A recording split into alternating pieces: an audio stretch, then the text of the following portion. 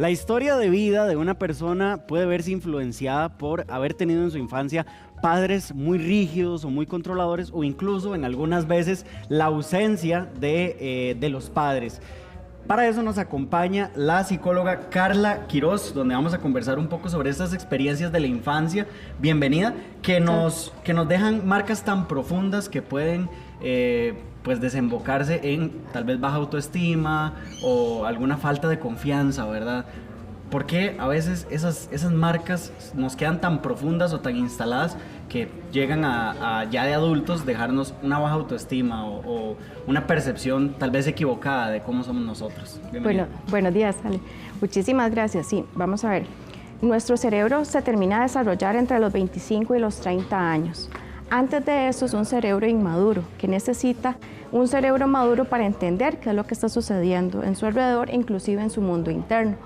Entonces, ¿qué sucede? Cuando los papás o los cuidadores no llevan a cabo las acciones necesarias, esperables para ayudarle a ese niño o esa niña a entender, ¿verdad? Ese mensaje va quedando almacenado en este disco duro. Y de esa forma es que nosotros aprendemos a percibirnos y a percibir el mundo. Yo siempre les explico que cuando nosotros nacemos es como que Dios, Buda, Karma, las estrellas les dieron una computadora nuevecita a los papás y le digan, ok, esta computadora vos tenés que meterle la información necesaria para que funcione. Entonces, de acuerdo a lo que nosotros vemos, escuchamos, olemos, saboreamos o percibimos, sentimos, esa información va quedando aquí almacenada. Entonces, ¿qué sucede?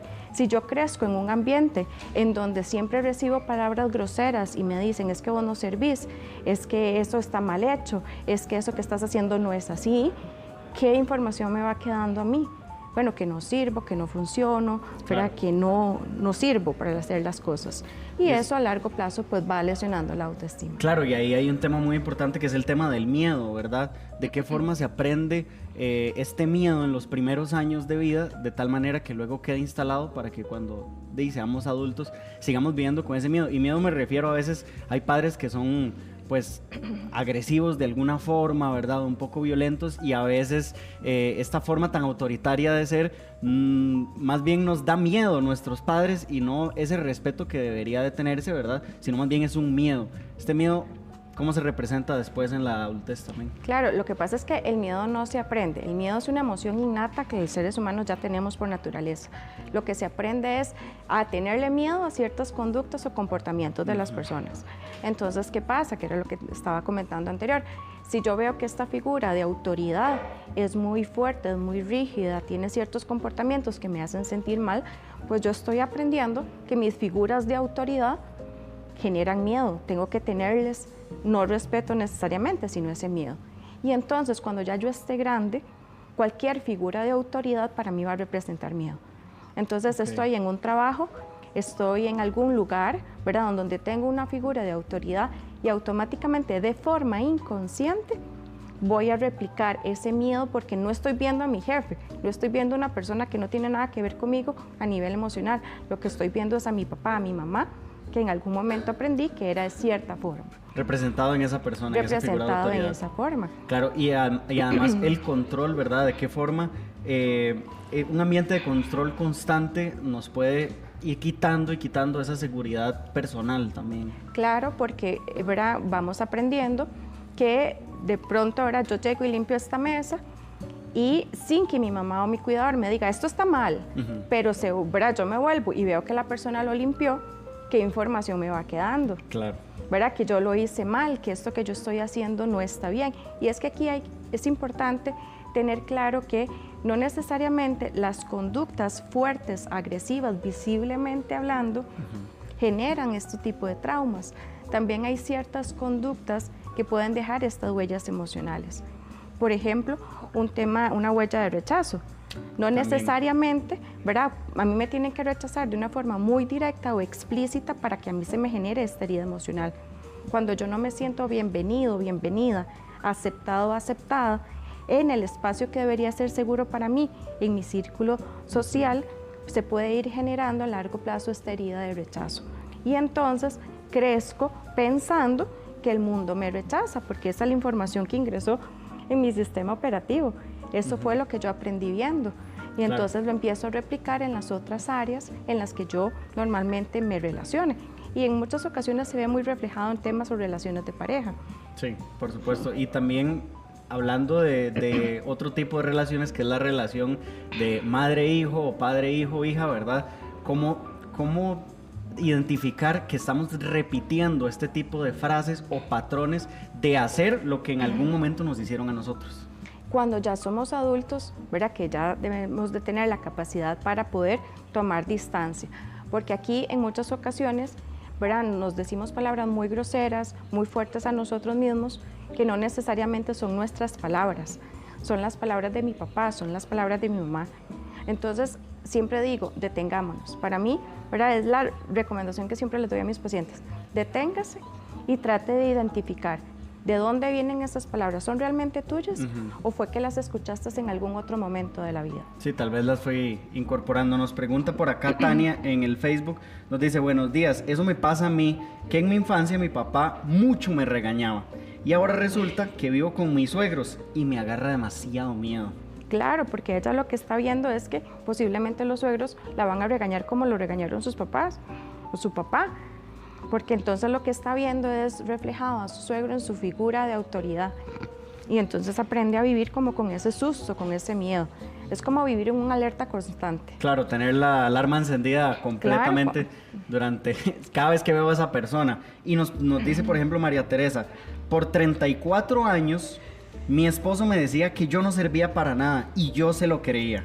Y luchaba por ser mejor hasta que un día él me traicionó y me di cuenta que el que nunca sirvió fue él en realidad, ¿verdad?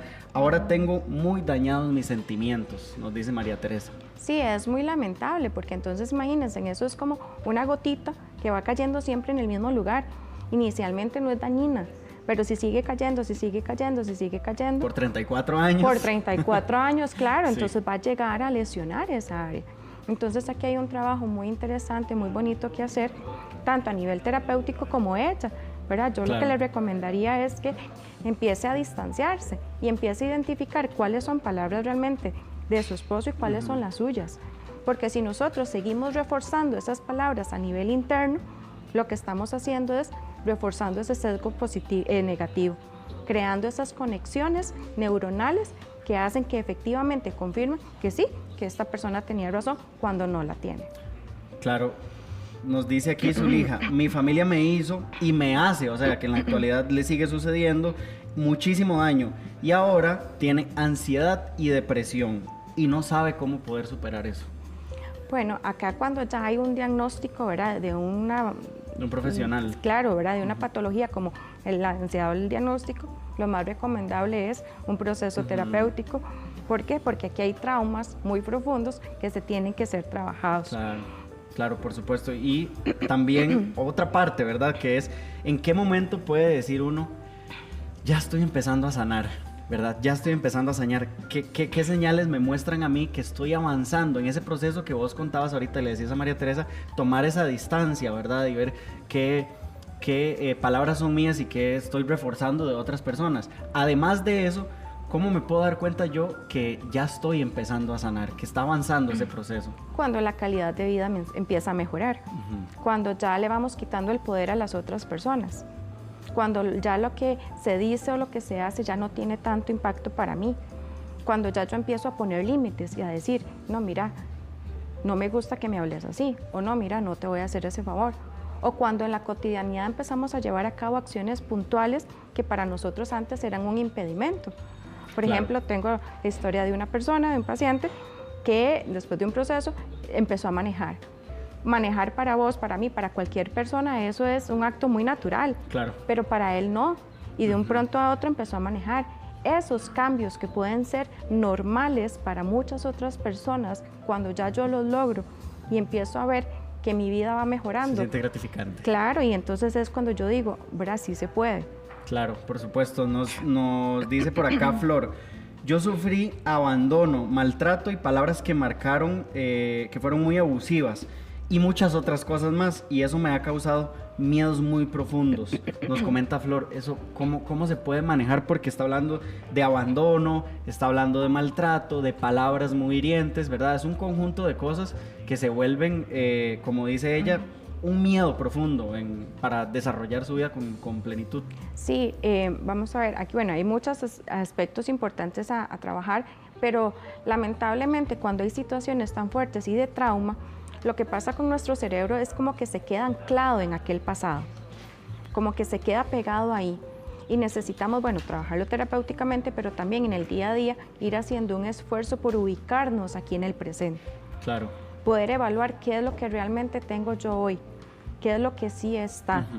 Y poder decir, ok, bueno, vamos a ver, yo soy una persona adulta, soy una persona funcional, con capacidad de salir adelante, autosuficiente, pero ya a mí no me pueden abandonar.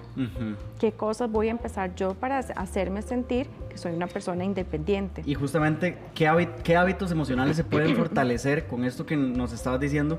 Que puede fortalecer ese adulto que ahora más bien tiene que cuidar ese niño que tenemos dentro. Sí, aquí es muy interesante porque justamente también necesitamos tomar conciencia de quién es quien está actuando, si es mi niño o soy yo. Okay. Y entonces, ¿verdad? Ser muy autocompasivos con nosotros mismos y poder decir, ok, vamos a intentarlo. Vamos a llevar a cabo ciertas acciones puntuales y específicas que nos permitan ir comprobando que soy una persona capaz desde la realidad. Como le decía, esta persona empezó a manejar de a poquitos, distancias cortas, pero se dio cuenta que es capaz. Claro. Que no era cierto lo que en algún momento le habían dicho, que no podía, que no era capaz, que no era suficiente. Entonces, cuando nosotros mismos nos vamos retando poquito a poco, y vamos comprobando que sí se puede, que sí somos capaces, vamos fortaleciendo esa capacidad de autogestión. Perfecto, muchísimas gracias. Con todo Carla. gusto, Alejandro. Ella es Carla Quiroz, psicóloga, y nos hablábamos sobre este tema de la historia de vida y qué tan importante puede ser el tema de los padres y de la percepción, la confianza y sobre todo de la autoestima para tener una mejor vida. Continuamos.